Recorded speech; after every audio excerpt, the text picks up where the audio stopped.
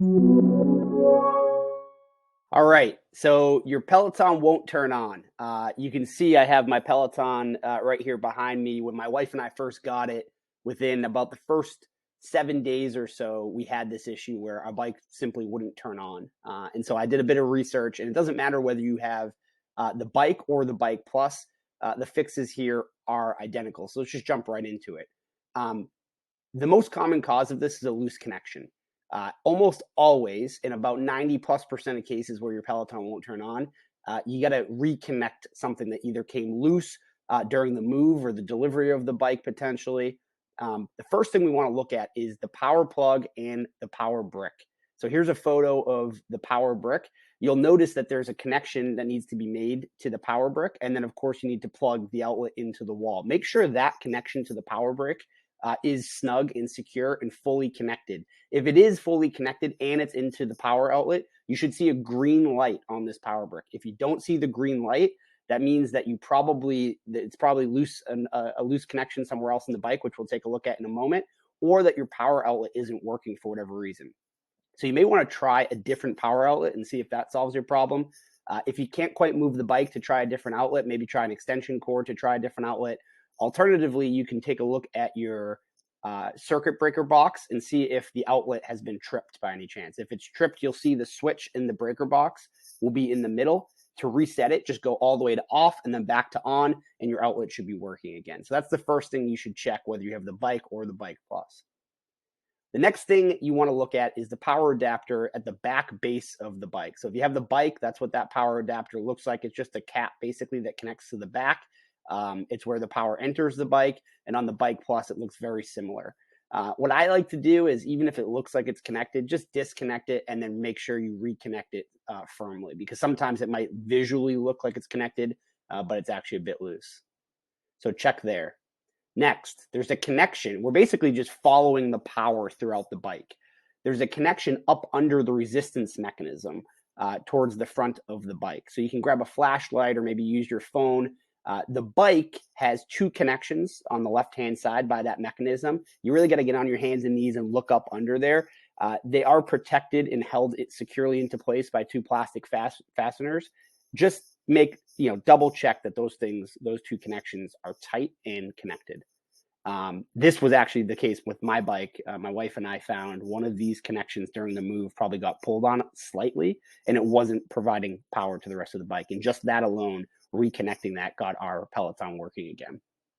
The Bike Plus has a similar connection. It's a UBC connection on the right-hand side. So you can just disconnect it and then reconnect it and make sure that that's snug and secure as well. And then on the back of the display panel is also a small power cord. So here's what it looks like on the bike, which is what we own. And then for Bike Plus owners, it looks pretty similar. Again, just make sure that these connections are secure and established. If they're not, your bike won't turn on. And then really the last place to look is above the brake itself. You'll see a connection. So here's what it looks like on the bike. In the Bike Plus, it looks very similar as well. Actually, I believe this is just the Bike Plus, excuse me. So just the Bike Plus, there's this additional connection you want to check and make sure that it's secure. So if you follow the power from the power brick all the way through the back where it connects to the bike, and then up through the bike up to the monitor, and make sure all along the way that these connections are secure, I guarantee your bike's going to turn back on. It's almost never the outlet's bad, but I would double check that if you made sure all these connections are secure as well. And then the last thing here is just turning on the screen. This was a little bit odd for us the first time we used it. There's a little center button on the back of the bike and the Bike Plus that you just need to press and hold it. It usually takes about 5 seconds, maybe a little more, before the screen actually starts to turn on. So make sure after you've made sure all these connections are secure, you hold that button in for 5 seconds or more. It'll turn your Peloton on. One final note here. There's power requirements needed in order to sufficiently run the Peloton. You really shouldn't have an issue, even if you're in the US or Europe. The standard outlets in the US are 120 volts. Standard outlets in Europe are 230 volts. The Peloton requires between 100 and 240 volts, which both the US and Europe fall within that range. So you should be fine there on power. But just note that if everything else it looks correct and it's still not working, there's a small chance that there's some power fluctuation or voltage fluctuations happening in your house. And that could be for a number of reasons that you should not try to figure out. You should get an electrician if you have any cause to believe that this is the case. Loose connections, inadequate load sharing, if your network is overloaded or you have defective products, there's problems with interference, etc. Above my pay grade, I'm not an electrician. There's a very small likelihood that you're not actually getting sufficient power. One thing I'll note about that is do not plug your Peloton into a surge protector. Surge protectors are notorious for interfering with the adequate power that needs to be delivered. Plug your Peloton directly into the wall. If none of this works, I would get in touch with Peloton support. You can email them at support@onepeloton.com, or you can call them 7 days a week between 9 and 9 Eastern time at 866-679-9129. And someone should be able to help you with your bike.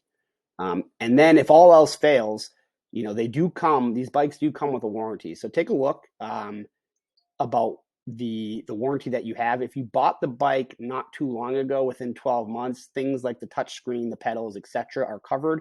If it's beyond 12 months, you're probably out of luck, but I would double check with support on that. The frame of the bike is covered for 5 years, which makes sense. It's a pretty solid frame. Very rarely are you going to have issues with your frame. So that's that. Ultimately, if you have an issue with your Peloton, it's going to be due to one of these various connections, which I've highlighted here, either at the wall, the power brick, the back of the bike, underneath the brake mechanism, on the top of the brake mechanism, the back of the monitor.